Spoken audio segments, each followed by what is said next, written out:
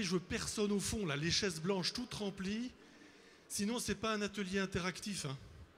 Pour les conférences débats, il faut changer d'endroit. C'est pas au comité économique, social et environnemental. Venez là.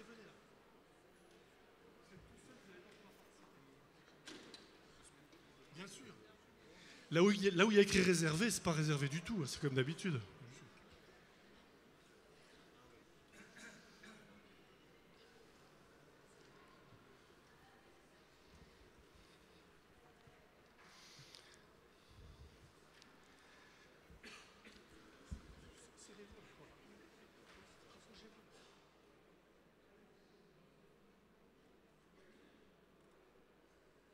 Il y a des poteaux en plus.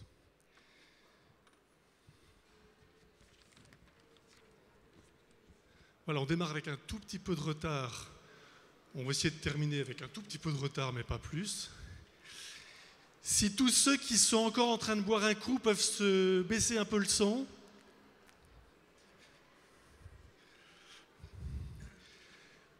Voilà, donc je suis Denis Cordonnier, l'animateur du jour. Alors je suis entrepreneur, créateur d'une minuscule entreprise Valeur Plus, je suis tout seul dedans, donc c'est pas tellement intéressant pour aujourd'hui. On va faire une petite introduction pour démarrer, où on va surtout essayer de repérer qui vous êtes, là, une cinquantaine, soixantaine de personnes, pour bien déjà se repérer dans la salle. Puis la tribune, puis je présenterai le déroulement de l'atelier, tout ça va aller très vite. Mais est-ce que vous pouvez vous lever, ceux de la salle, de la tribune aussi d'ailleurs, ceux qui êtes aujourd'hui dirigeants ou dans l'équipe dirigeante d'une entreprise ou d'une autre structure? Est-ce que vous pouvez vous lever là, qu'on vous voit? Comme ça, vous pouvez regarder qui est dans la salle aussi. Hein? Merci. Qui est créateur ou a été créateur d'une entreprise ou d'une structure? Le créateur, la créatrice. Levez-vous, qu'on voit bien, même quand on est loin et qu'on ne voit pas bien. Voilà, donc un certain nombre. Qui travaille dans la fonction publique, une des 3 fonctions publiques? D'accord? Non. Ah, merci Norbert Alter. Non, parce que vous savez, dans la charte de la diversité, c'est important qu'on soit à l'identique dans une entreprise de la population française. Donc là, on voit qu'on n'est pas tout à fait dans la diversité totale, mais enfin, ce n'était pas forcément une obligation pour aujourd'hui. Et qui n'est pas de la région parisienne, si vous pouvez vous lever? Ceux qui ne sont pas de la région parisienne, il y en a. C'est vrai, on peut les applaudir, hein, oui, c'est vrai. Et qui est déjà venu au Parlement des entrepreneurs d'avenir en 2011 ou en 2009? Voilà, levez-vous, même si c'est fatigant. Oui. Ah oui, je suis désolé. Donc voilà, au moins une quinzaine. Et puis des questions un petit peu plus tournées vers ce qu'on appelle la diversité. D'ailleurs, c'est bizarre, la diversité comme mot. On pense souvent aux Arabes et aux Noirs, alors qu'en fait, il faut bien qu'il y ait des Blancs aussi pour être issus de la diversité. Mais enfin bon. Qui n'a pas 4 grands-parents français?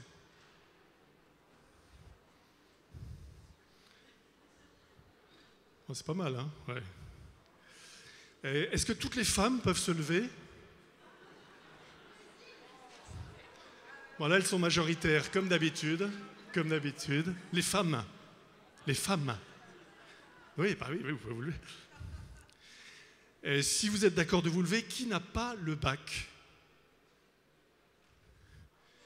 Donc c'est à peu près la moitié de la population française. Merci de la représenter. Qui ne s'est pas encore levé depuis le moment où je pose des questions? Très bien, quelques-uns quand même. Et enfin, mais là c'est risqué, je pensais qu'on serait un peu plus, qui a son anniversaire aujourd'hui? Et on ne gagne pas à tous les coups. Voilà. Alors voilà pour la salle, merci, on sait un peu qui vous êtes et donc vous savez un peu à la tribune qui est en face de vous. Donc nous avons à la tribune Norbert Alter, d'ailleurs c'est marqué tout ça, Laurence Meignery, Frédéric Clavel, Yacine Jaziri et Jean-Pierre Poisson, qui ont tous des CV énormes et passionnants que vous n'allez pas spécialement connaître. Mais dans les points communs que j'ai repérés, puis vous corrigerez si je dis trop de bêtises, en fait vous êtes tous déjà entrepreneurs, pas forcément au sens légal de créateur d'entreprise, mais parce que vous avez tous créé, entrepris pas mal de choses. C'est déjà un point commun important. vous êtes tous engagés sur la question de la diversité, ou peut-être avec d'autres mots que celui-là, en tout cas de la prise en compte de la différence dans l'entreprise, et notamment chez les créateurs ou développeurs d'entreprises. C'est vraiment quelque chose qui vous rassemble, enfin surtout donc les trois qui sont au milieu, Laurence Pénury, Frédéric Clavel et Yacine Jaziri, pour avoir créé ou pour être présent ou avoir fondé des réseaux tels que, alors si j'ai bien retenu ma copie, tels que pour Laurence Pénury, voilà, le fonds d'investissement, Citizen Capital. Et puis vous avez notamment été une des pièces maîtresses dans la rédaction et dans la conception de la charte de la diversité. Voilà, Frédéric Clavel préside l'association pour la création d'entreprises, mais aussi avec beaucoup de choses dans votre expérience qui tourne autour des femmes, par exemple Fédération Pionnière. Voilà. Et Yacine Jaziri, vous avez aussi monté une association, un réseau en tout cas, la nouvelle PME comme je ne sais plus. Voilà, enfin, mais notamment pour soutenir tous ceux qui créent des entreprises issues des quartiers populaires. Voilà, donc tous les trois vraiment impliqués dans les réseaux. Norbert Alter, vous êtes universitaire à Paris-Dauphine. Et vous avez notamment dans votre dernier travail, votre dernier ouvrage, peut-être pas le dernier, mais enfin, paru en 2012, écrit sur la diversité des chefs d'entreprise, des entrepreneurs, les patrons atypiques. Hein, la force de la différence, parcours de patrons atypiques, d'entrepreneurs atypiques, je ne sais plus. Voilà, donc vous connaissez bien aussi. Et puis Jean-Pierre Poisson, vous travaillez à Bouygues Télécom, où vous êtes le responsable des relations sociales. Voilà, je propose de ne pas en dire beaucoup plus sur vos CV, mais quand même une petite question en plus, peut-être plus personnelle. Qu'est-ce qui fait, en 10 secondes, 15 secondes chacun, une chose, un déclic, une expérience vécue, un événement, une passion, je ne sais pas, qu'est-ce qui fait que vous êtes intéressés depuis longtemps, tous, à cette question des différences et de la nécessité d'avoir des différences dans l'entreprise, dans les créateurs d'entreprises? Pourquoi vous êtes attachés à ça, dans le fond? Je ne sais pas, Jean-Pierre Poisson peut-être? Chacun pourra dire son mot. Oui, je dirais que je vais remonter à très, très loin, puisque c'est une expérience personnelle, puisque j'ai eu la chance, les 12 premières années de ma vie, de vivre à l'étranger. Et j'ai passé un certain nombre d'années sur différents continents, tout d'abord en Afrique noire, ensuite au Japon et ensuite en Syrie. Et quand je suis revenu en France, à l'âge de 12 ans et demi, j'ai été frappé de voir le regard français vis-à-vis des gens qui vivaient en France et qui n'avaient pas d'expérience internationale. J'ai été frappé de voir leur regard vis-à-vis des gens qui avaient des origines différentes ou des religions différentes. Donc c'est une expérience qui m'a marqué depuis l'origine. Merci beaucoup pour cette petite touche personnelle. Je ne sais pas qui veut continuer. Yacine. Bonjour à tous et à toutes. Rapidement, pour la boutade, et après plus sérieusement, pour la boutade, parce que la question a été posée, tout le monde connaît la série Arnold et Willy. Dans le générique, il n'y a personne dans le monde ne marche du même pas. Oui, mais c'est vrai, il faut tout pour faire un monde. Oui, c'est vrai. Cette idée de faire tout pour un monde, ça, je suis convaincu que ça permet de construire ce monde auquel on aspire. Et la deuxième réponse un peu plus sérieuse, c'est lors d'échanges avec Norbert, lorsqu'il préparait son livre, je me suis rendu compte que moi, je ne voyais pas la différence. Que le regard des autres peut-être pouvait l'envoyer moi, mais moi, je n'avais jamais vécu en tant que jeune et enfant et gamin d'être différent. Alors d'autres me voient différent aujourd'hui, mais moi, je ne me suis jamais senti différent. Voilà. Merci beaucoup. Oui, moi je crois que j'ai été très mal conditionnée par mes parents, parce que j'ai eu des frères et des cousins, j'ai été élevée comme eux, et en arrivant dans l'entreprise, finalement, je n'étais pas conditionnée pour les différences de traitement entre hommes et femmes. Et donc ça m'a fait réagir et ça m'a fait accéder à toutes les réflexions qui m'ont amenée à créer les pionnières, etc. Donc voilà. D'accord, le choc rencontré tout d'un coup en arrivant dans l'entreprise. Mais pourquoi est-ce qu'il y a des traitements différents pour des gens ou pas de même sexe, ou pas de même culture? Et voilà, ça m'a... Merci. Merci Frédéric Clavel. Laurence Pénury. Moi, j'ai toujours été attirée par le sujet de la différence. Je ne sais pas exactement pourquoi. Est-ce que peut-être ma mère est américaine. J'ai beaucoup fait de musique. où on baigne dans un milieu très multiculturel. Toujours est-ce que j'ai toujours été choquée, enfin je me suis toujours posé la question, est-ce qu'on peut développer une société harmonieuse quand les individus sont enfermés dans des mécanismes enfermants, c'est-à-dire que les égalités peuvent être justifiées si les positions sont ouvertes pour tous, si tout est possible pour chacun. Et le fait d'être dans des mécanismes où les individus leurs destins sont déjà écrits à l'avance, je trouve que c'est insupportable pour une société. Enfin, Voilà, merci. Laurence Pénury, Norbert Alter. Oui, eh bien, ce qui m'intéresse dans la question de la différence, c'est d'une certaine manière ce qui vient d'être dit. C'est-à-dire que nous sommes tous normaux, oui, et en même temps, nous sommes tous différents. Dès qu'on y réfléchit un petit peu, alors moi aussi, je suis différent, hein, chacun a fait part un petit peu de sa différence. Disons que l'une de mes différences, c'est au moins que je suis le premier dans ma famille à avoir eu le baccalauréat depuis j'ai connaissance de la famille. Bon, peut-être le premier à avoir pu payer mon loyer régulièrement aussi. Et je suis professeur à l'université. Donc je me sens des fois un petit peu différent. Voilà. Mais principalement, ce qui me semble être intéressant, c'est ce qui vient de se passer là. Et merci pour votre question, qui est une très très jolie question. Généralement, on demande aux gens, qu'est-ce que tu fais toi dans la vie? Alors ils donnent leur place sociale. Et là, vous posez la question de façon radicalement inverse. Qu'est-ce qui fait que vous n'êtes pas dans une place sociale normale? Et on dit des choses qui, du coup, font briller les regards, hein, parce qu'on se dévoile un peu, pas trop, mais bon. Et puis, on se comprend, voilà, il se passe quelque chose. Alors, du point de vue professionnel, moi, c'est ce qui m'a intéressé. C'est-à-dire que j'ai longtemps travaillé sur la question de l'innovation. Et ce que je voyais sur la question de l'innovation, c'est qu'on ne pouvait pas innover si on était normal. Si on est parfaitement socialisé, on ne peut pas imaginer le monde autrement que de la façon dont il nous est donné, n'est-ce pas? Donc les innovateurs sont des gens qui ont un certain déficit de socialisation. Voilà, c'est pour ça que je me suis intéressé à la question de la différence et de la diversité. Merci beaucoup. J'espère qu'on va se faire briller les regards les uns les autres pendant toute la durée de cet atelier. Et comment est-ce qu'il va se dérouler? Dans l'esprit, il va se dérouler de la manière suivante. Imaginons, on est 5 ou 6 autour d'un café en train de discuter de la force de la différence. On n'a pas prévu à l'avance ce que chacun allait dire.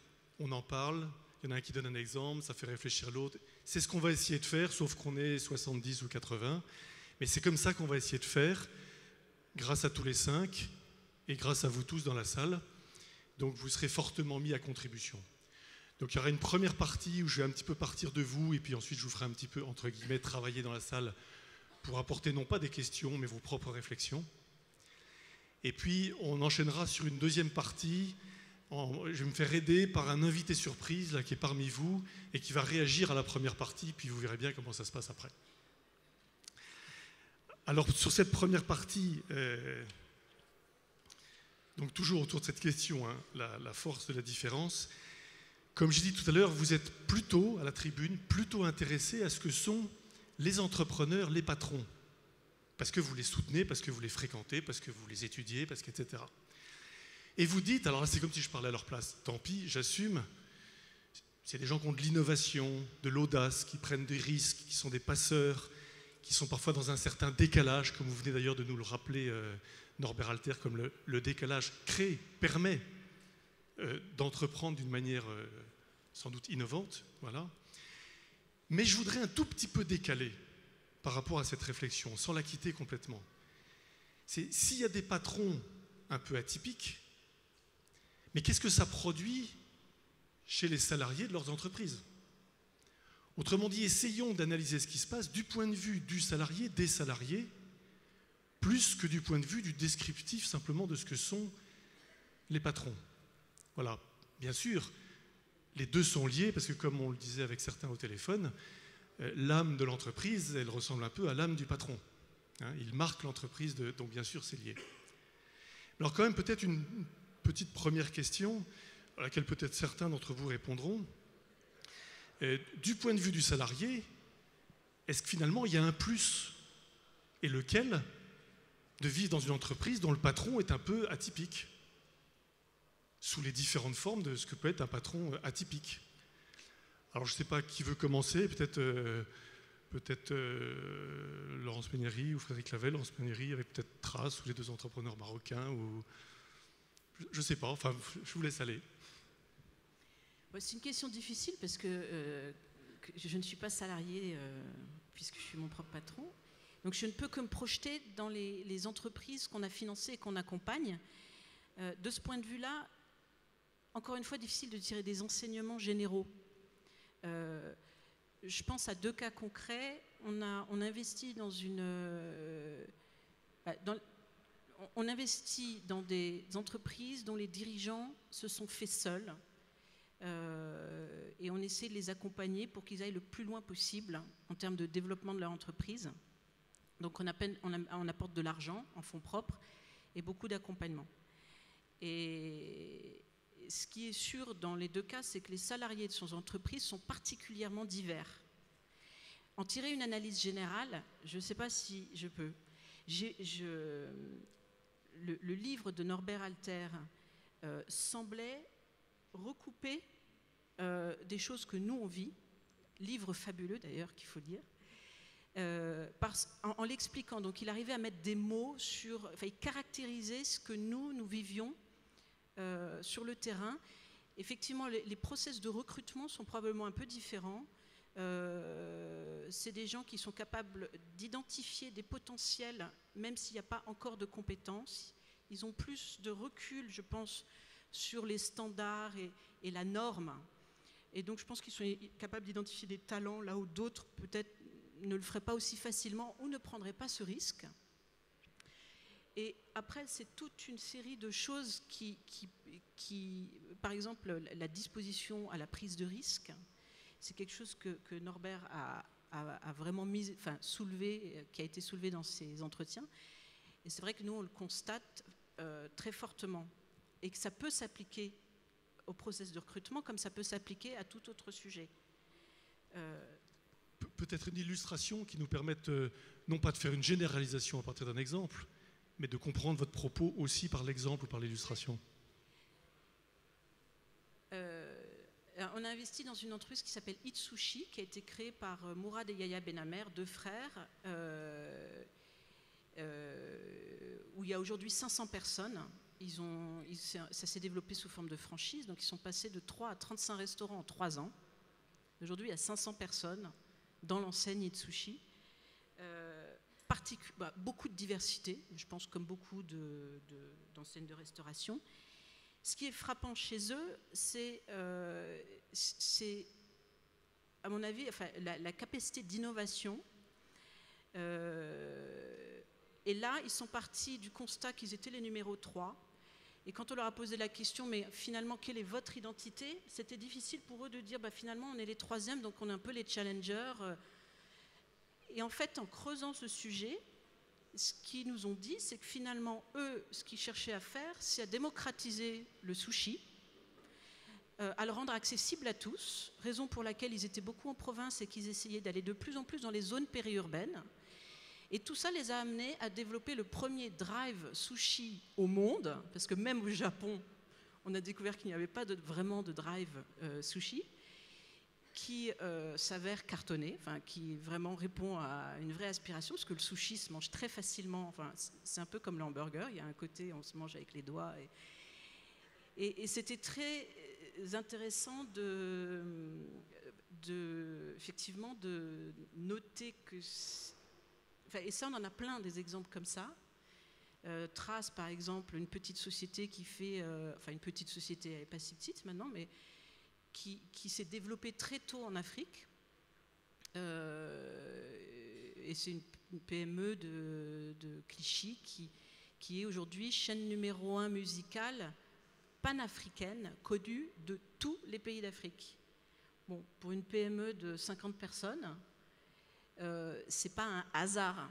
C'est aussi parce que le dirigeant, je pense d'origine antillaise, était très... de toute façon, tout le business de Trace est orienté vers la jeunesse et la musique urbaine. Donc il y avait mais je pense que n'importe qui ne serait pas allé en Afrique aussitôt dans le développement d'une société. Voilà, merci pour ces quelques éclairages sur comment ça se passe dans l'entreprise. Peut-être Frédéric Clavel, vous me disiez, notamment à propos des femmes et de leurs entreprises, quoi, moins de présentiel, plus de résultats. Qu'est-ce que vous voulez dire par là? Alors, ce que je veux dire, c'est que l'expérience qu'on a, c'est toutes les entreprises qu'on a accompagnées. On a accompagné 400 entreprises dirigées toutes par des femmes dans les incubateurs pionnières. Et alors, le fait d'être femme, ça implique aujourd'hui dans nos sociétés qu'on porte un petit peu plus la vie familiale que les hommes. Ça ne veut pas dire que c'est pour toujours, c'est pas génétique, mais en tout cas aujourd'hui c'est comme ça. Et du coup, une femme qui crée sa boîte, eh bien, elle va avoir tendance à organiser le management autour de ce qui est utile et ce qui va lui permettre quand même de garder du temps pour gérer éventuellement d'autres parties de sa vie. Et ben, c'est intéressant parce que, premièrement, on va être beaucoup plus axé sur les résultats, on va être beaucoup moins axé sur la réunion du soir qui permet de refaire le monde parce que finalement, on peut la faire à n'importe quelle heure de la journée et on va pas... Voilà. Donc ça, c'est intéressant parce que ça attire aussi des talents féminins et des talents masculins qui sont intéressés par la gestion de leur vie. Et puis c'est dans la contrainte qu'on est innovant, donc de façon générale, ça induit des innovations managériales. Et puis, ce qui est très intéressant aussi, c'est que finalement, on est plus intéressé par le résultat. Et ça, je crois que c'est quelque chose qui est très, très positif, voilà, qui sert à l'entreprise aussi et à la société en général. Voilà, merci pour cette manière de dire comment les femmes marquent la manière de manager finalement leur entreprise. Norbert Alter, on l'a dit, vous êtes universitaire, c'est pas facile pour un universitaire qui normalement, fait pas du café du commerce, quoi. Il parle pas 3 minutes, hein, il prend son temps. Et là, il sait qu'il a juste quelques minutes pour nous ramasser comme ça, juste quelques points saillants importants de ce que les entrepreneurs atypiques produisent dans leur entreprise, peut-être comme manière de faire particulière. Peut-être sans faire des choses trop tranchées, évidemment. Oui, en 2 mots, je vais reprendre ce qui vient d'être dit. C'est-à-dire qu'un entrepreneur atypique, il a eu une trajectoire non linéaire et donc il s'intéresse assez peu aux conventions gestionnaires et un peu plus aux résultats de l'action à l'intérieur de l'entreprise. C'est-à-dire que, comme me disait un patron autodidacte d'ailleurs d'une très grande entreprise, je préfère regarder la route que le tableau de bord. C'est pas idiot, hein, pour aller quelque part. Et malheureusement, souvent, les dirigeants typiques ont tendance à regarder un peu trop le tableau de bord et pas suffisamment la route. En gros, c'est ça l'idée, hein.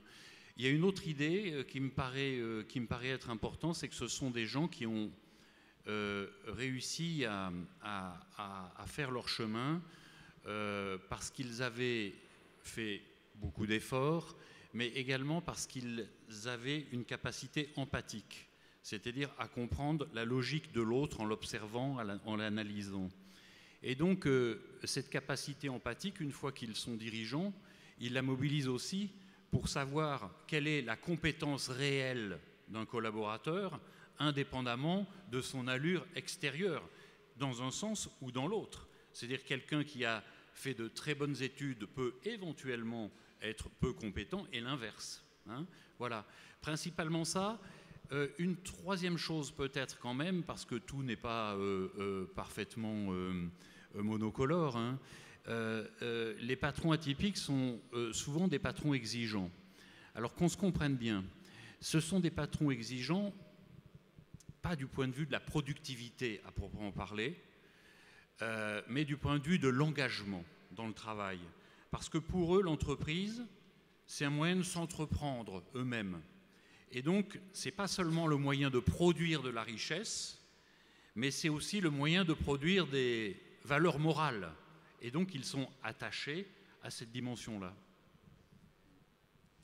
Merci beaucoup. Vous voulez ajouter quelque chose, Frédéric ? Oui, merci d'avoir formulé. Je pense qu'un patron, entre guillemets, atypique, c'est ce que vous disiez, pas dans la convention, donc il a envie de changer le monde. Ça, c'est intéressant, parce que ça participe d'une vision assez forte de l'entreprise. auquel, vous parliez des salariés, auxquels les salariés peuvent être emballés à l'idée de se rallier à une vision stratégique de ce type. Donc je crois que c'est un élément, ça peut être un élément de productivité assez fort.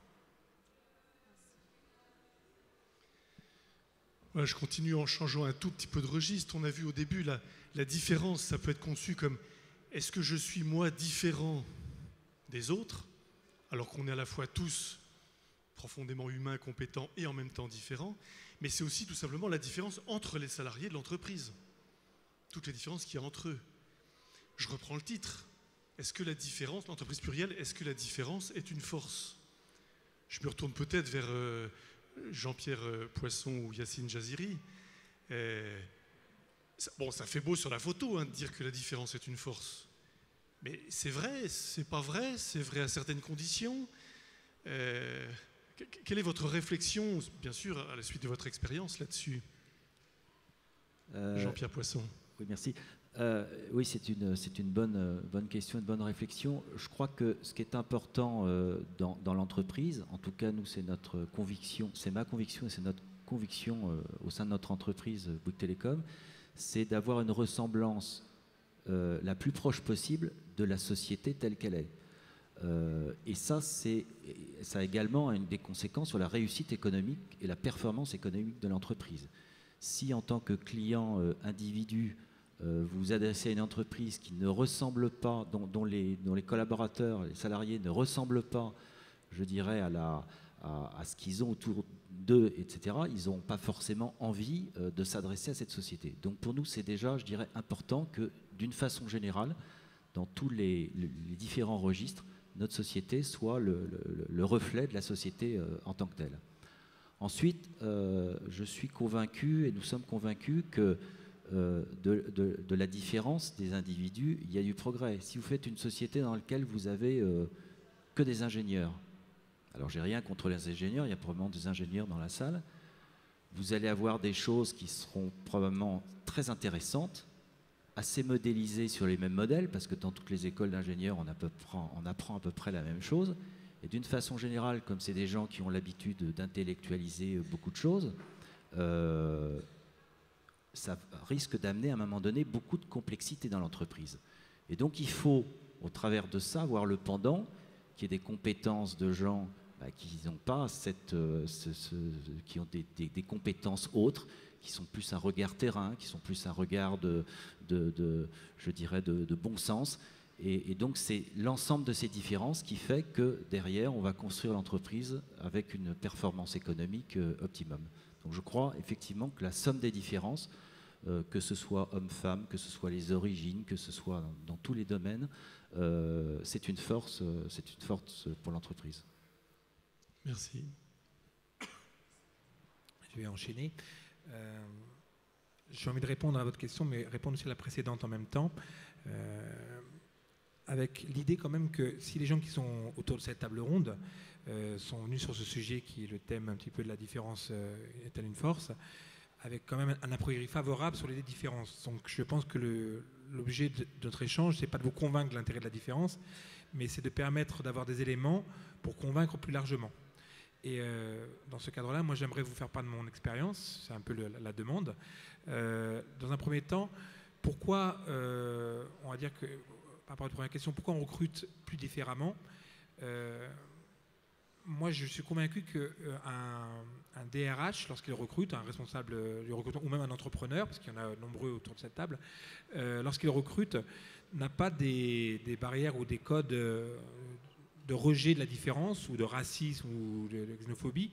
C'est que lorsqu'on fait un recrutement, on fait un pari. Et un pari risqué, notamment quand on est entrepreneur ou qu'on a une responsabilité, on ne veut pas se planter. Parce que c'est sa boîte qui est en jeu, c'est la survie de sa boîte. Et le risque que l'on prend lorsqu'on recrute, c'est qu'on plante le recrutement, on plante la boîte. Donc quand on prend un risque, on prend le maximum de garanties. Et le maximum de garanties, souvent, dans le recrutement, c'est de prendre celui qui nous parle le plus, celui qui nous ressemble le plus. C'est tellement plus confortable que de prendre quelqu'un qui n'a pas les mêmes codes, qui n'a pas le même parcours scolaire ou les mêmes approches culturelles, entre guillemets. Eh bien, ça inquiète, ça dérange et on dit ça va peut-être mal se passer vis-à-vis de mon personnel ou vis-à-vis de ma clientèle.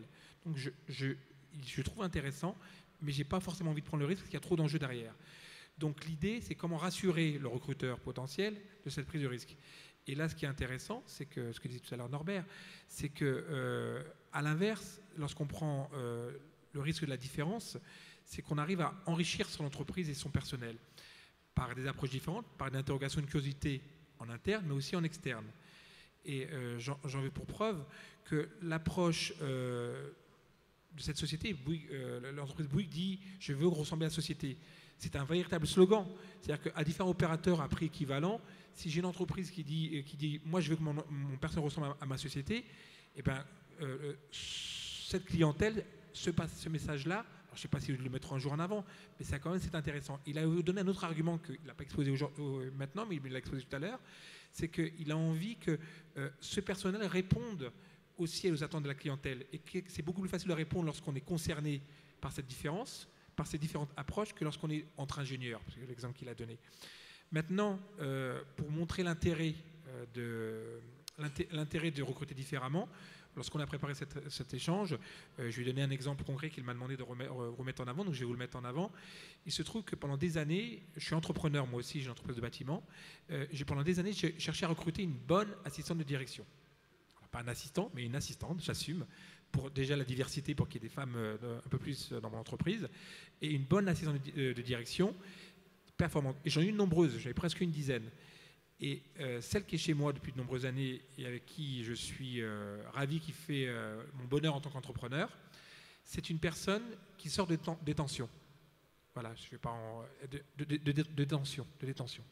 Elle était en prison, elle avait fait 5 ans de prison, il lui reste encore 3 ans à faire. Elle m'a demandé par des biais différents à venir chez moi. Il se trouve qu'elle a une formation d'assistante de direction, qu'elle a eu un accident de vie et qu'elle se trouvait en détention. Et j'ai fait le pari. Voilà, moi, je me fous de ce qui s'est passé avant. L'important, c'est que ça se passe bien pendant l'emploi. Et ça se passe très bien. Elle est très performante, très compétente. Et je vais avoir honte de le dire, mais on est entre entrepreneurs majoritaires. Elle fait plus qu'elle ne devrait. C'est-à-dire que, comme elle est entre guillemets reconnaissante du pari que j'ai fait et de lui avoir fait gagner 3 ans de sa vie, lorsque je lui demande, sur le cadre légal, je vous rassure, de faire des heures sup parce qu'il y en a un dossier d'appel d'offres à répondre et qui dit on ne peut pas y couper, il faut le rendre sous 48 heures ou il faut venir le week-end pour bosser, elle le fait, elle rattrapera ses heures, mais elle se donne à fond pour la boîte parce qu'elle sait que la boîte, c'est pas moi en tant que patron, c'est la boîte qui lui a donné sa chance, de limiter sa peine, mais surtout de ne pas regarder son passé, de parier sur la personne et sur la compétence. Voilà. Alors, on peut décliner. Moi, je fais de l'insertion, donc j'ai aussi ce que j'appelle des cassés de la vie. Moi, souvent, ceux que je recrute, c'est des atypiques, vraiment, sortis de prison, SDF, galériens. Ils sont, pour peu qu'ils s'accrochent, ils sont vraiment reconnaissants et se donnent à fond pour la boîte. Et ça, c'est un pari. Quand on prend des gens différents, lorsqu'ils ont conscience que malgré leurs différences, on a fait le pari sur eux, ils se donnent encore plus qu'un salarié traditionnel pour répondre aux questions. Qu'est-ce que ça apporte, cette différence ? Peut-être Jean-Pierre Poisson, je ne sais pas si vous voulez en parler, mais vous me disiez quand on est différent autour de la table, par exemple pour négocier un accord sur le handicap, ça change tout si on est vraiment différent autour de la table. Je ne sais pas si vous voulez l'évoquer. Oui, tout à fait. Le premier accord sur le handicap que j'étais amené à négocier était en 2004. Et c'est vrai que les partenaires sociaux, autour de table, il y avait quelques handicapés autour de la table. Et je peux vous garantir que tout ce qu'ils disent a toujours beaucoup je dirais bien entendu, de bon sens, mais très prégnant. Parce que ce qu'ils disent, c'est ce qu'ils vivent. C'est pas des personnes, d'autres représentants qui le disent. Et donc c'est vraiment très très fort à vivre. Et je vais prendre un exemple et sur lequel on a tout de suite, il n'a pas fallu, attendre longtemps pour le mettre en œuvre. Tous disaient, mais nous ce qu'on demande, c'est de nos managers d'être reconnus comme un salarié, un collaborateur normal. Et on sent que, de ci, de là, on a des managers qui sont mal à l'aise avec nous. Faites passer le message qu'on souhaite être, traité normalement. On a un boulot, on fait un boulot qui est un regard qui soit un regard, normal. Et à la suite de ça, on a mis immédiatement en œuvre tout un plan de formation pour former nos managers, effectivement, avec un organisme de formation qui faisait intervenir des handicapés eux-mêmes pour former nos managers de façon à ce que dans l'accueil et dans le travail de tous les jours, il y ait un comportement, je dirais, entre guillemets, normal vis-à-vis de ses collaborateurs handicapés. Voilà, est-ce qu'on peut en rester là pour ce premier tour de table? Je vais vous proposer là dans la salle maintenant un petit exercice qui va se passer de la manière suivante. D'abord, ceux qui sont très loin, ils sont obligés de venir plus près. Ça fait partie des règles du jeu, s'il vous plaît. Sinon, je ne vous vois même pas. Et vous allez vous mettre par groupe de 3, par exemple 3 comme ça. Ou par groupe de 4, les deux avec les deux de derrière, vous voyez, 3 ou 4. Je vais vous donner une feuille, un feutre, et vous avez 5 minutes, seulement 5 minutes, pour essayer de sortir une réponse la plus importante à vos yeux, petit groupe de 3 ou 4, enfin la plus importante, un point important à la question suivante. À quelles conditions les différences peuvent être une force dans l'entreprise?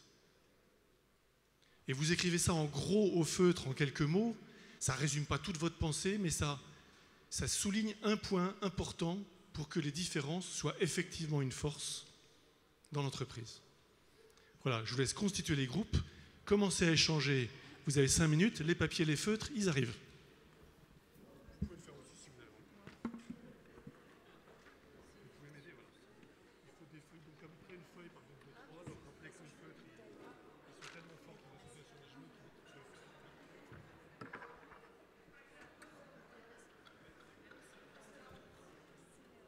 C'est beau, hein?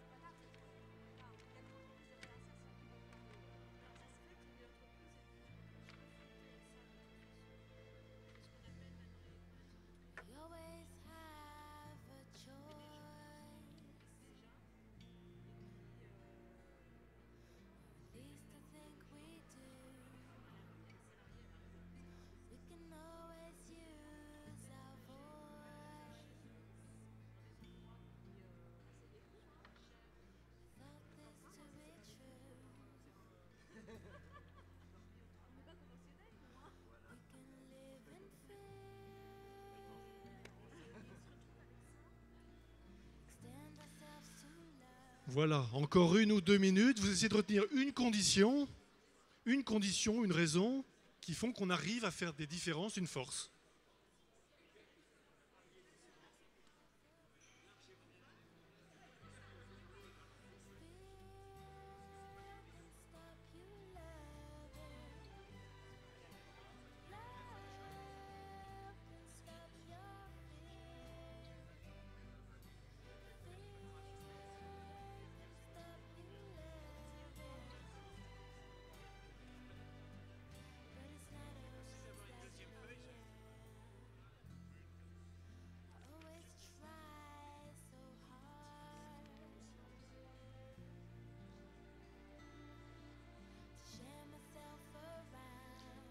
Voilà, nous arrivons à la fin des 5 minutes.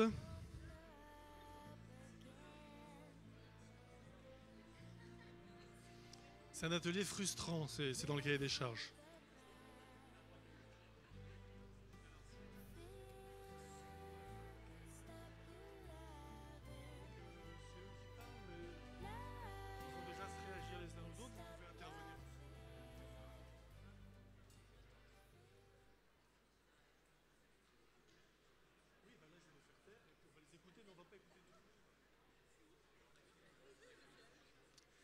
Voilà, on se remet tous ensemble, si vous voulez bien, même si vous ne voulez pas d'ailleurs.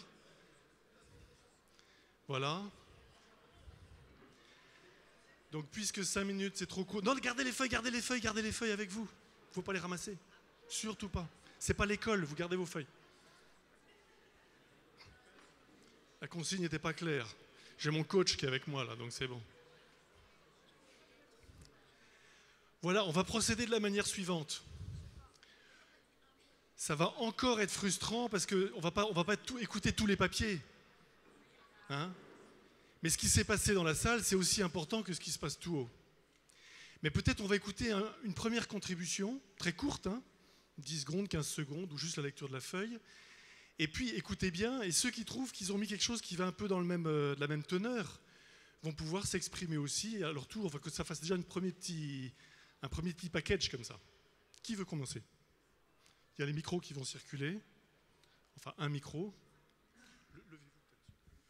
Alors, il y aurait beaucoup à dire sur ça, mais nous on est 4 à avoir parlé d'audace et de simplicité. Donc l'audace du partage sur la différence, oser la différence, et bien évidemment en parler avec simplicité au sein de la structure, avec tout le monde. Et c'est ça qui est une condition pour nous. Voilà.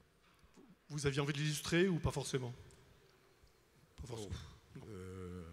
On n'a pas parlé d'illustration. Cela dit, moi, en tant que biologiste, je pourrais illustrer la diversité, oui. D'accord, donc peut-être un autre jour. Qui a été dans le même sens ? Audace, simplicité ou quelque chose qui ressemble ? Quel groupe ? Et qui voudrait aussi nous faire part de sa réflexion ? Perdu, nous sommes tous différents. Qui apporte quelque chose de différent, autre chose ? Alors, nous avons... Pardon, ça va, excusez-moi. Nous avons parlé de volonté partagée. Ça nous a semblé un prérequis pour pouvoir bien commencer à parler de différence. Donc voilà. Et on avait on peut dire 2 ? On peut en dire 2. Alors, je laisse la parole à mon collègue qui a travaillé avec moi, mais qui avait une autre idée. Oui, moi ce qui me paraissait le plus important, sachant que ce n'était pas la base c'était la volonté d'accueillir la différence, moi ce qui me tenait à cœur c'était d'avoir des outils pour la gérer, d'avoir la différence est source de tension, les tensions sont source de créativité, d'innovation. Encore faut-il avoir les outils pour la gérer, l'accueillir et la recycler. D'accord. Qui veut poursuivre là-dessus, sur la volonté ou sur les outils, pour pouvoir peut-être passer par les tensions, mais les dépasser ? Bonjour. Nous avons beaucoup échangé sur des mots. À quelles conditions la diversité et la différence est une force ? Et en fait, nous avons communiqué et nous nous sommes écoutés. Donc 2 mots forts, s'écouter, communiquer. Donc c'est ce que vous venez de vivre et pas seulement ce que vous venez de réfléchir. Absolument, c'est notre vécu. Merci. Pardon. Merci. Oui, nous, on a formulé votre idée en disant que ça serait bien d'organiser un espace-temps pour connaître les talents de chacun. Parce qu'on connaît les entretiens d'évaluation qui sont toujours top-down, mais j'ai rarement l'occasion de connaître les talents de mon manager ou du plus 1 ou plus 2. La volonté, les outils, la communication, les talents. Est-ce que d'autres veulent poursuivre ? Ça part un peu dans tous les sens, tant mieux, c'est que c'est bien. Je rebondis sur le top-down pour dire qu'on était dans le bottom-up. Et donc nous, c'était la contribution positive et possible et reconnue de chacun. Voilà. C'est-à-dire favoriser que la contribution de chacun dans sa différence, qu'elle soit possible, qu'elle soit reconnue. Voilà, donc on contribue, quoi. On est tous une force. Chacun est une force. C'est un peu ce que vous faites là, quoi. Voilà, exactement. Merci. Oui, allez-y. Alors, nous... Bonsoir. Donc, nous, on a choisi la prise en compte des différences déjà, leur valorisation, pour faire que 1 + 1 égale 3.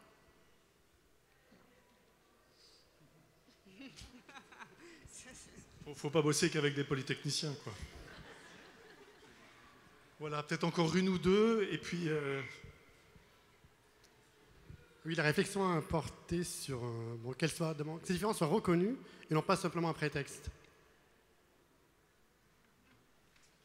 C'est-à-dire qu'on ne va pas prendre une personne handicapée parce qu'elle a un handicap. Donc vraiment prendre parce qu'on a envie de la prendre pour ses talents. Merci, c'est un peu ce qu'on entendait tout à l'heure par Jean-Pierre Poisson. Considérez-nous comme normaux. Merci. Alors nous, en fait, on s'est dit que la première chose, c'était commencer par mettre de côté ces a priori et ces idées reçues.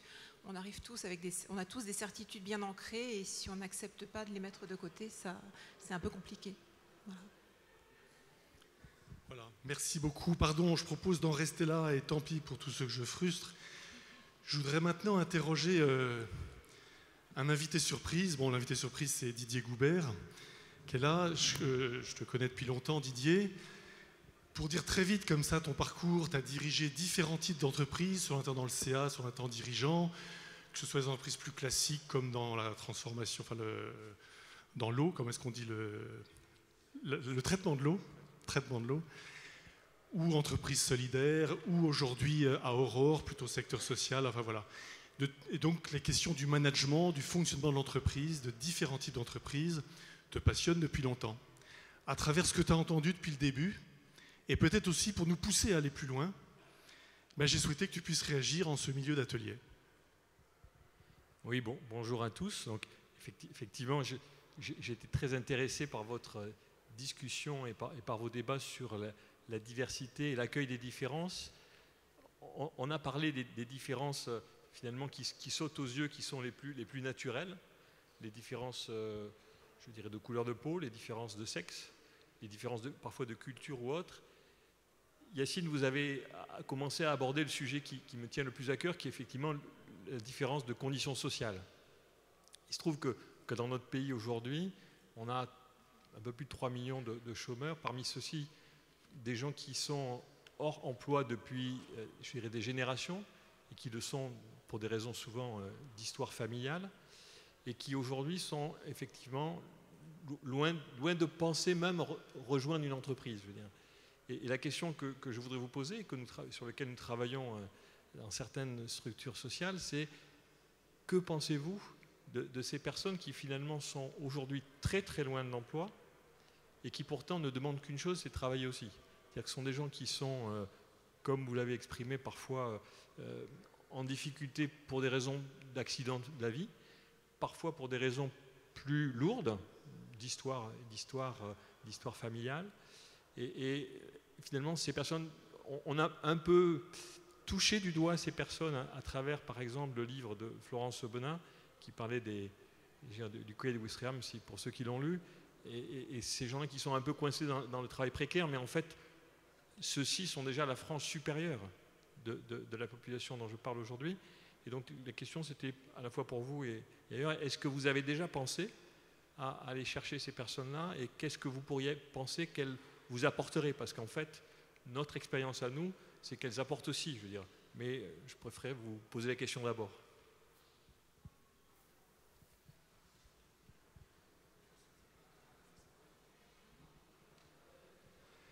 Alors, ce que je vous propose, c'est de repasser de nouveau en petits groupes.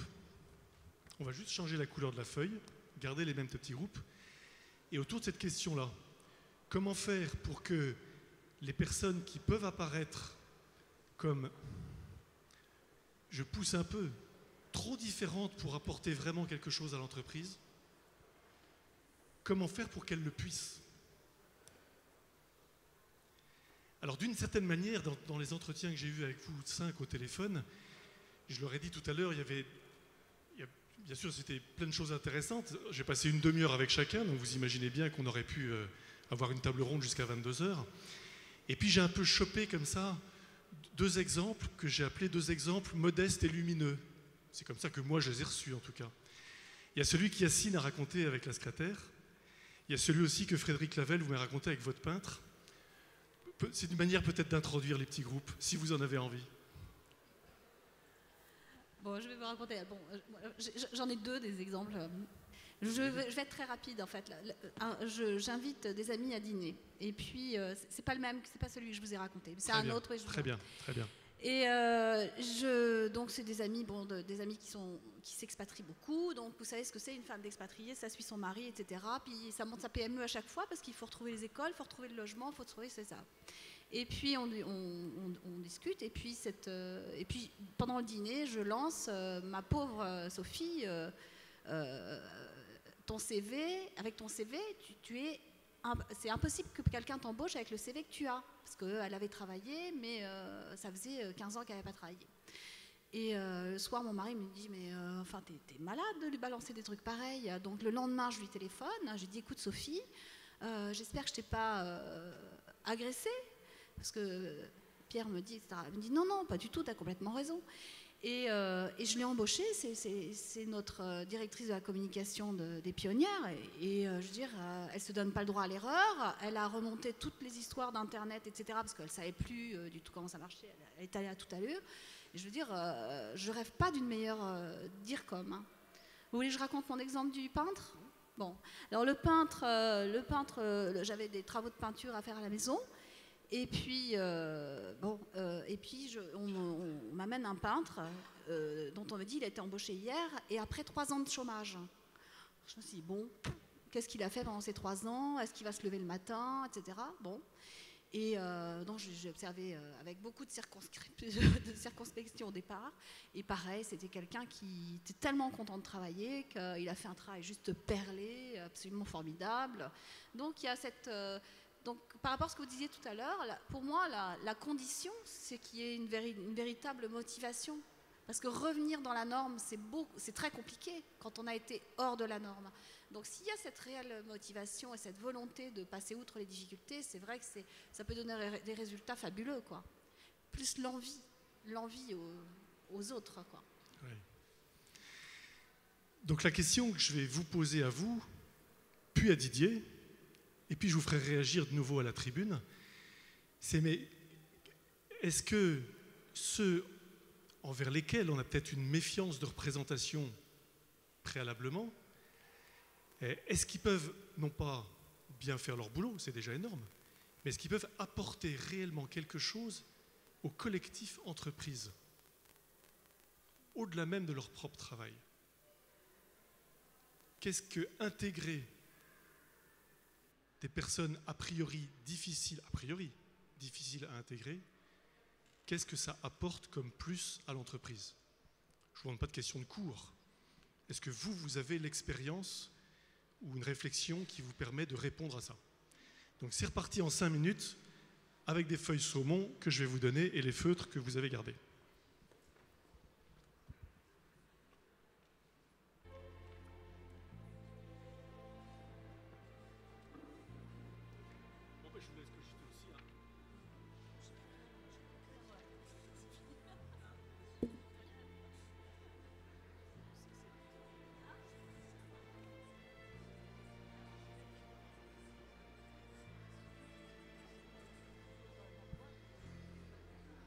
We always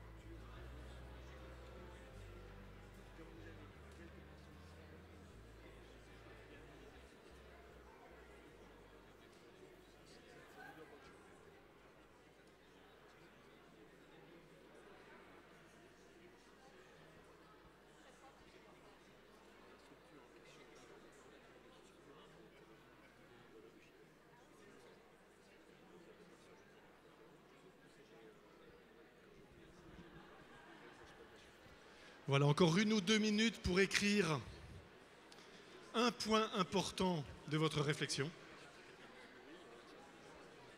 1 ou 2 minutes pour écrire sur votre feuille un point important. La question, qu'est-ce que ceux qu'on disqualifie dans notre tête peuvent apporter à l'entreprise ?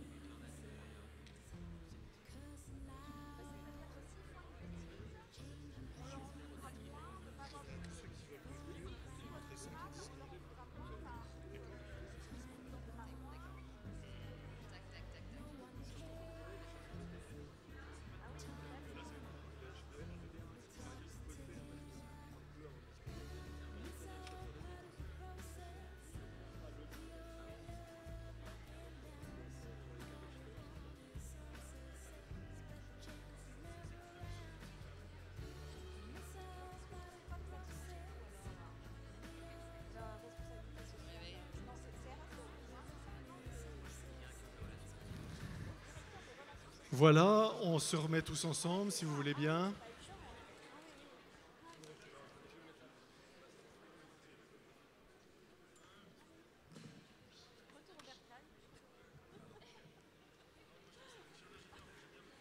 Voilà, quel est le groupe qui a envie d'apporter en tout premier sa contribution?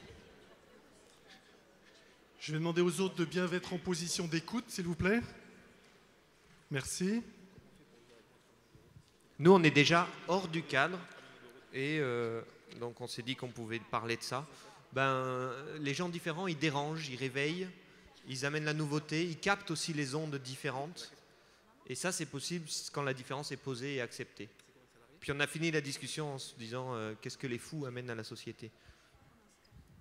Et vous y avez répondu aussi? Non. Alors, ce qu'on a identifié au final, c'était le terme dynamisant. C'est-à-dire que c'est quelque chose qui vraiment met l'équipe dans un sens, dans un mouvement qui est très très positif.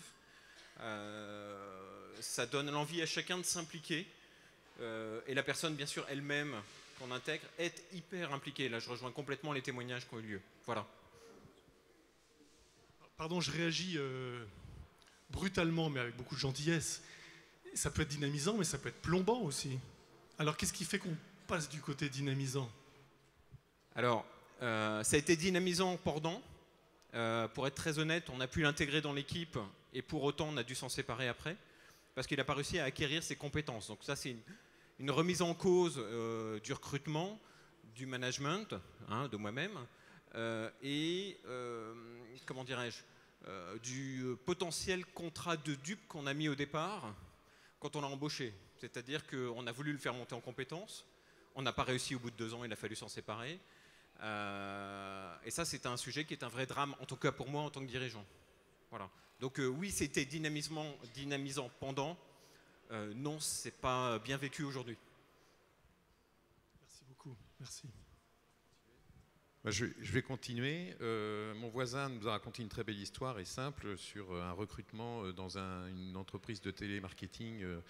Et il avait recruté un aveugle, hein, c'est ça, une personne non-voyante. Et en fait, ça a relativisé énormément le quotidien des autres. C'est-à-dire que les autres se sont arrêtés à se plaindre systématiquement sur tout ce qu'ils pouvaient avoir, parce que lui ne se plaignait jamais, a priori, et puis surtout avec une pression quand même qui est importante dans le télémarketing, et lui était toujours très heureux, très content qu'on l'ait recruté, bien évidemment, et puis surtout, même malgré les problèmes d'aménagement, ou du moins de locaux qui n'étaient pas forcément prévus pour ça, lui il se plaignait pas, alors que les autres étaient tout le temps en train de se plaindre. Donc je pense que c'est quelque chose d'important. Il relativise le quotidien des autres, et c'est une richesse bien évidemment à partager avec les autres collaborateurs. Voilà. Merci beaucoup. Est-ce que d'autres sont un petit peu sur cette teneur-là ? Je voudrais moi aussi partager une expérience que j'ai eue il y a quelques années. Je dirigeais une industrie familiale, pas très grande. Et quand j'ai intégré ce poste, il y avait un jeune homme que j'avais jamais vu, puisqu'il était en arrêt maladie longue durée. Il avait une vingtaine d'années. À force de me demander qui était ce jeune homme, j'ai fini par téléphoner. Je suis tombée sur sa grand-mère. J'ai appris que ce gamin de 20 ans, il déprimait, il n'avait plus aucun statut, il était reconnu travailleur handicapé, il n'avait pas son permis, on était à la campagne. Et du coup, je l'ai convoqué en entretien, et effectivement, il pouvait pas. C'était une entreprise de plasturgie, métallurgie, et il n'était pas adapté. Alors j'ai convoqué le médecin du travail, on a travaillé avec une ergonome qui a fait un boulot formidable, il y avait plein de bricolos dans l'entreprise. On a adapté le poste de travail, et ce qui a été génial, c'est qu'il y avait une grande table auquel on montait les aimants, et finalement, toutes les femmes qui travaillaient à cette grande table ont bénéficié de l'aménagement du travail, et y compris les autres, puisqu'on travaillait avec des matériaux très très lourds, c'était de la ferrite et des aimants. Pour le transport de la ferrite et des aimants dans l'industrie, dans l'entreprise, on a aménagé aussi le transport. Du coup, tout le monde a bénéficié de ça, et Geoffrey, qui bénéficiait d'une fort mauvaise réputation en amont, finalement en aval s'est super bien intégré et a été le seul à travailler à la table avec les femmes, et ça a été un bénéfice pour tous. Bien se passer la différence à partir du moment où il y a une vraie volonté à la tête. On l'a entendu tout à l'heure, la volonté, mais là avec les exemples qu'on vient d'entendre, on voit vraiment, vous répondez en plein à cette question difficile, hein. Qu'est-ce que l'entreprise y gagne? Merci. Qui veut continuer? Je disais la cohésion interne. Je rejoins le groupe qui vient de parler de relativiser, et que c'est une richesse, et l'exemple de madame, je pense que l'entreprise gagne une cohésion interne, et que les rapports se soudent, et que la productivité aussi augmente. Moi, je parlerais d'agilité, de dynamique, on en a parlé, mais finalement, ce que la différence apporte, c'est la réalité de chacun, des vécus qui peuvent être différents et complémentaires, et qui du coup obligent les autres collaborateurs, les managers, à se repositionner et à se questionner, voire à s'interroger sur leurs pratiques, sur leurs perceptions. Mais ça n'est possible, ce qu'on a vu avec mes camarades, que si l'entreprise offrait et permettait de la bienveillance et de la confiance. Parce que sinon, la diversité ne s'exprimera pas ou ne pourra pas donner sa pleine mesure. Merci. Donc il y a vraiment le cadre donné par l'entreprise dans lequel la différence peut vraiment apporter un plus. Quel autre groupe veut apporter sa réflexion? Merci. Attendez, je vous montre mon papier. Nous, on a dit que cette personne apporte un autre regard sur tous les sujets. Et l'exemple que je peux citer, c'est un ami qui est jardinier de l'IFPEN, l'Institut français du pétrole énergie nouvelle, à Rueil-Malmaison, et que le directeur de l'innovation consulte à chaque fois qu'il a une décision difficile à prendre en innovation, ce qui vient consulter son bon sens d'homme du Gers et de la terre. Ah, mais s'il est du Gers, ça change tout.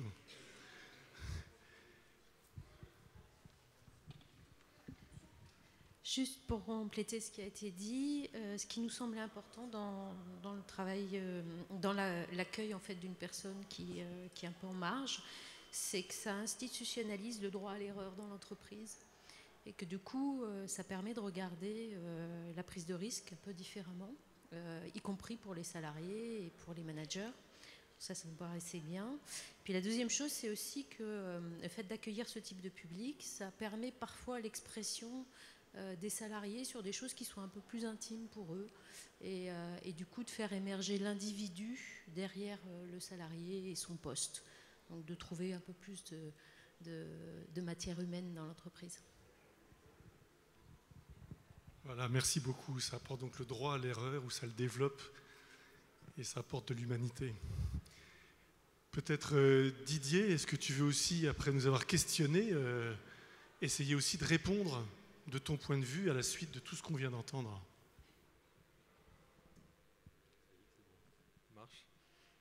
Je dirais plutôt que répondre aux différents points de vue, je donnerai effectivement quelques exemples illustrant un petit peu ce que nous vivons dans une de ces entreprises sociales aujourd'hui qui accueille un certain nombre de personnes en grande difficulté. Je dirais que la première chose, ça a été dit, je crois que c'est un formidable ferment de cohésion. Le fait d'avoir des personnes qui elles-mêmes sont en difficulté sociale avec des problématiques et des grandes souffrances sociales fait qu'elles sont très sensibles aux problèmes des autres aussi. Et cette sensibilité-là, cette capacité-là fait qu'elles sont capables de déceler et de sentir, avant toute autre personne, les difficultés potentielles de chacun. Et le résultat, c'est que l'équipe, une fois l'intégration réussie, parce que ça prend un certain temps, une fois l'intégration réussie, l'équipe devient très forte, avec une grosse cohésion et donc beaucoup d'efficacité. Voilà. Et c'est vrai que dans l'entreprise à laquelle je pense, quand quelqu'un est absent, quand quelqu'un est malade, ne vient pas, on va le chercher, on va s'inquiéter de cette personne. Si elle ne répond pas au téléphone, on va chez elle. Voilà. On est jusque-là. Donc on vit l'équipe beaucoup plus fortement et du coup, il y a une cohésion d'équipe qui en fait une véritable, une grande famille, quoi. Et ça, c'est vrai que c'est très important. Et du coup, vous n'avez pas de passagers clandestins. Vous n'avez pas de tir au flanc. Dans une structure dans laquelle vous avez des personnes comme ça, vous pouvez vous assurer que tout le monde marchera ensemble avec plaisir. Ça c'est la première chose. Je dirais. La deuxième chose, ça a été dit, c'est qu'en fait, ces gens-là ont vraiment envie. Ils ont envie de montrer, ils ont envie de faire, ils ont envie de bien faire. Et ça redonne souvent du sens, y compris aux plus petites choses. Voilà. Dans la vie de l'entreprise, il y a des tâches les plus nobles et puis il y a des tâches qui sont parfois considérées comme étant pas nobles et pour ne pas dire dégradantes. Et en fait, la qualité que ces gens-là savent mettre à toutes les choses redonne d'une certaine façon du sens à tout. Et je prends l'exemple de la structure aussi. On fait une petite cuisine collective le midi. La personne qui fait la cuisine change tous les jours. Et bien, le simple fait, je dirais, de partager ce savoir-faire-là renforce la dignité de chacun. Et du coup, on partage d'autant mieux à l'atelier les tours de main. On les a partagés à la cuisine, ben on va les partager à l'atelier de la même façon. Et donc ça, c'est aussi très, très, très fort. Il me semble que cette capacité-là est vraiment communicative. Et puis je dirais la troisième chose, c'est que comme ces gens-là sont très sensibles à l'ambiance, elles vont chercher en permanence à développer une qualité d'ambiance. Et dans la structure où je travaille, nous avons mis en place, à la demande de ces salariés, finalement, ce qu'on appelle l'indicateur d'ambiance. Donc toutes les semaines, il y a une petite réunion d'équipe le lundi matin qui est un peu la réunion de démarrage pour la semaine.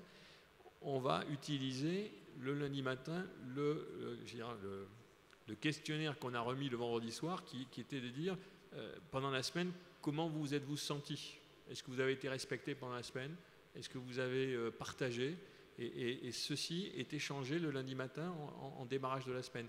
Et ça, c'est vrai que ça n'aurait pas été fait s'il n'y avait pas eu autour dans l'équipe des gens très sensibles à ça. Donc là aussi, en termes de cohésion, c'est un superbe travail. Voilà, merci beaucoup Didier pour ces apports sur ce que ça change dans l'entreprise. Peut-être certains d'entre vous, invités du jour, vous avez envie de compléter à travers tout ce que vous venez d'entendre, de la salle, de Didier, de votre propre réflexion, d'ajouter telle ou telle réflexion, remarque à cette question. Qu'est-ce que ceux qu'on attend souvent le moins peuvent apporter de plus dans l'entreprise? Jean-Pierre Poisson.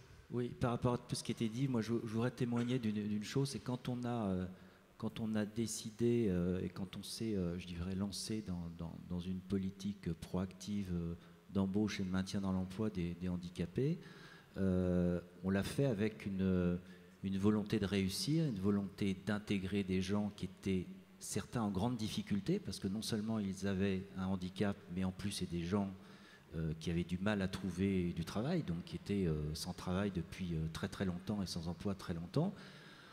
On végétait entre guillemets à peu près autour de 30 handicapés dans l'entreprise. Aujourd'hui, on en a près de 250.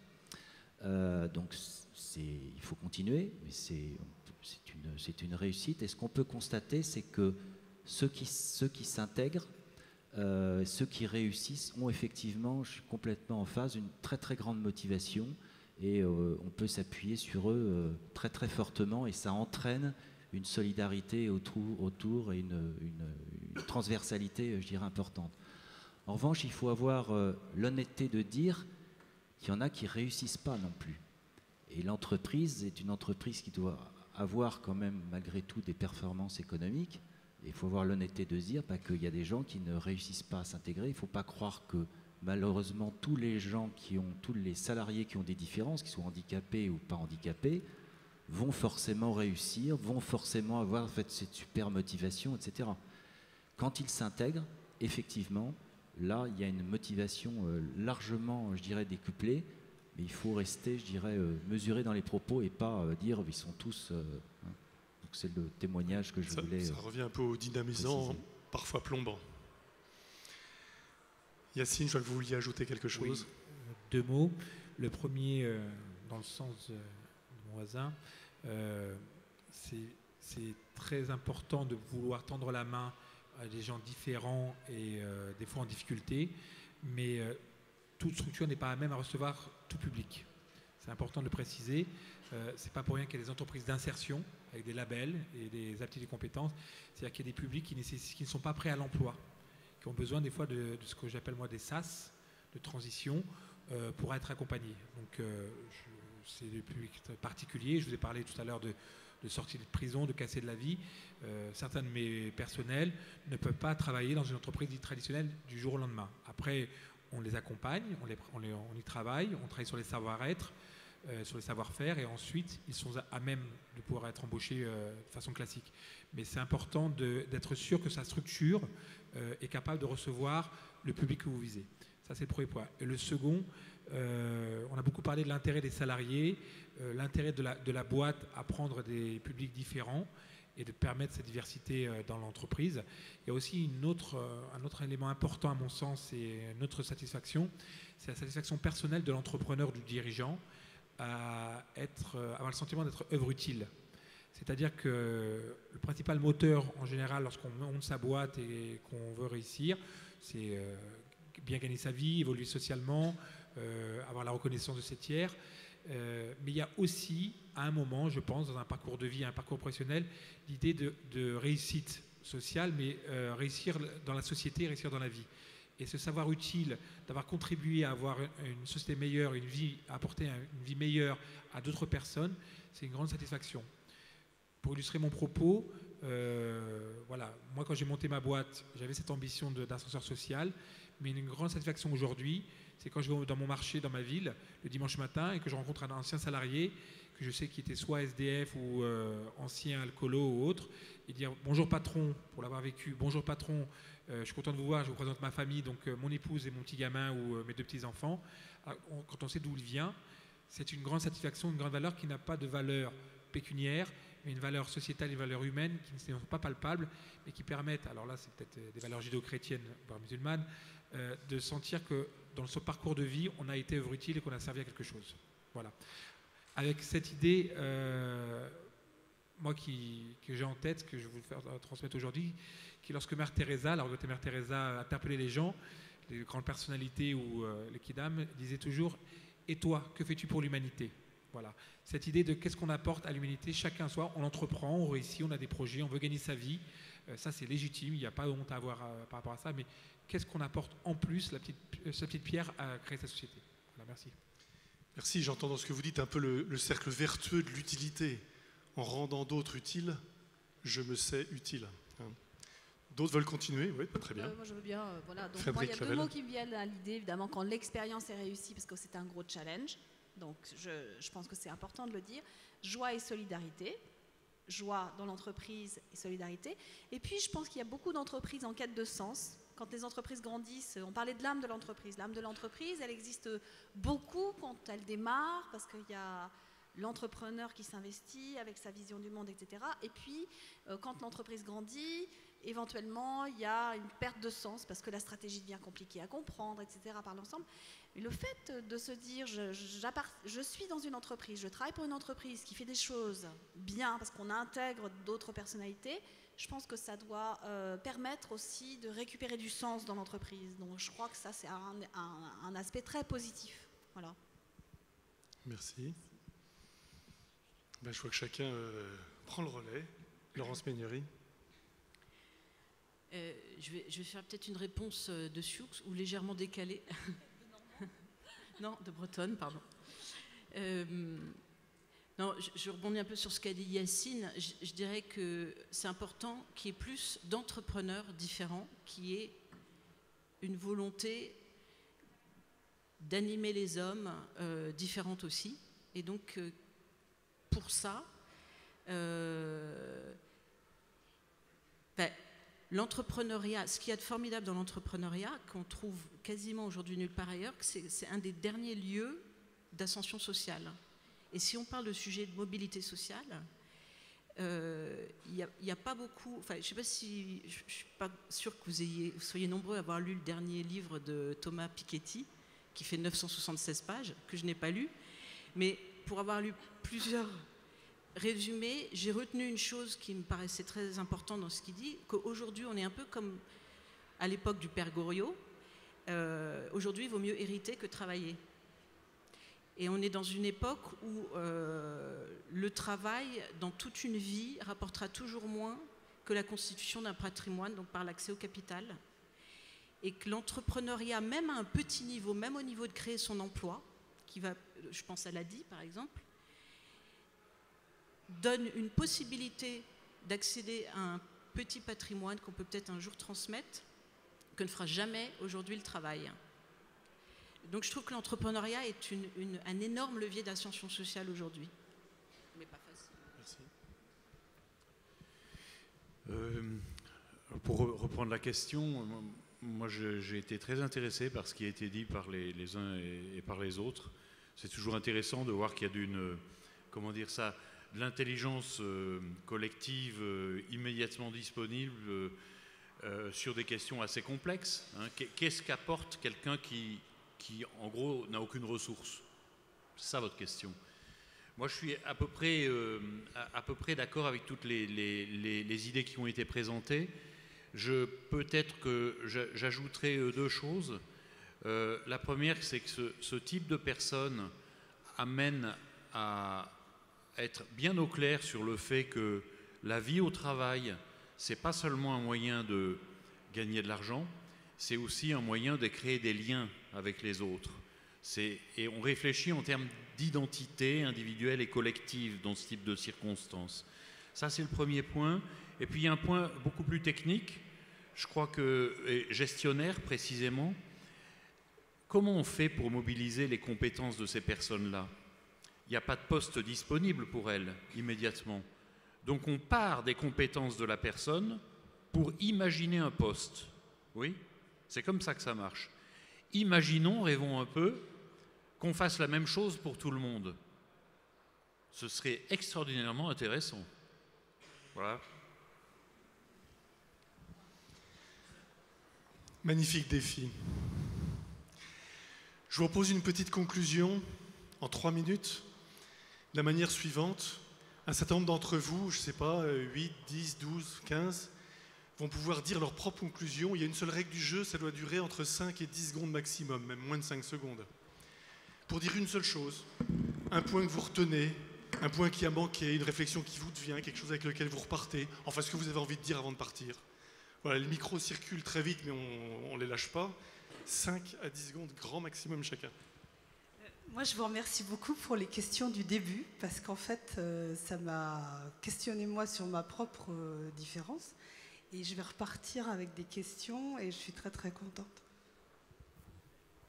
Alors tout à l'heure, j'ai dit que j'étais biologiste, et effectivement, je crois qu'il y a une leçon qu'on doit apprendre de la nature. Je ne vais pas faire un cours sur la biologie, mais ce qui est important, c'est que la diversité, elle est fondamentale, c'est la vie. Et la nature nous l'apprend et nous l'enseigne tous les jours dans les écosystèmes. Je pense que l'entreprise aurait besoin de regarder un petit peu comment ça fonctionne dans la nature pour prendre modèle, d'une part. Et je voudrais juste rajouter un seul mot, c'est que nous, chez nous, en biologie, on a inventé un mot qui s'appelle la diversalité. C'est-à-dire c'est une contraction entre diversité et transversalité. C'est-à-dire c'est bien d'être diversifié. Ce qui est important, c'est le partage de cette diversité entre tous qui est encore plus important. Donc la diversalité, voilà. Je vous pardonne parce que c'était difficile à dire en moins de 10 secondes, mais les suivants, 10 secondes. Je voudrais juste vous dire merci parce que en je ne sais pas combien d'années de vie professionnelle, j'ai jamais vu un atelier à 80 personnes qui travaillent comme ça. Voilà. Il faut que ça fuse là. Ne vous arrêtez pas. Petite conclusion modeste.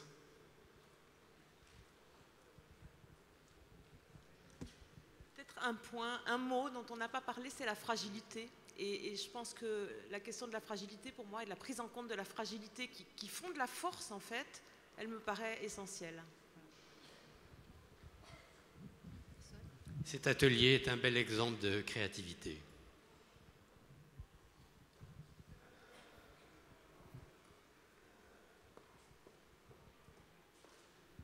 Oui, je voudrais paraphraser la conclusion de M. Alter en la reformulant ainsi. La fragilité des personnes dont on parlait amène à plus d'humanité dans l'entreprise.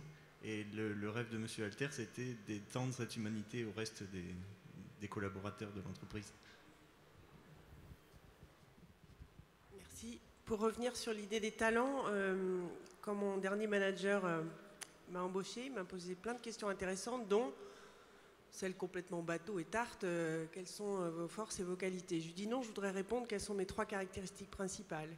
Il est revenu à qualité et défaut. Et j'aimerais bien qu'on change de mode de recrutement et puis qu'on puisse retourner la question évidemment au manager, ça serait quand même vraiment bien.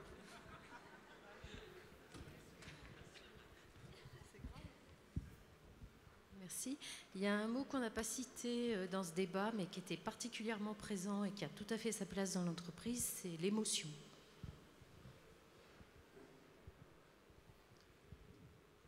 Voilà, merci beaucoup. Juste un dernier, si vous voulez. Non, je suis devant vous, là. Je suis devant vous. Mais ça va être beaucoup plus court. C'est vous qui parlez réponse de Gersois, puisqu'on parlait du Gers tout à l'heure. On a une phrase qui est importante chez nous dans le Gers, en Gascogne. C'est un pour tous, tous pour un. Je pense qu'on pourrait aussi l'appliquer. Un pour tous, tous pour un dans l'entreprise. C'est pourquoi pas. Voilà.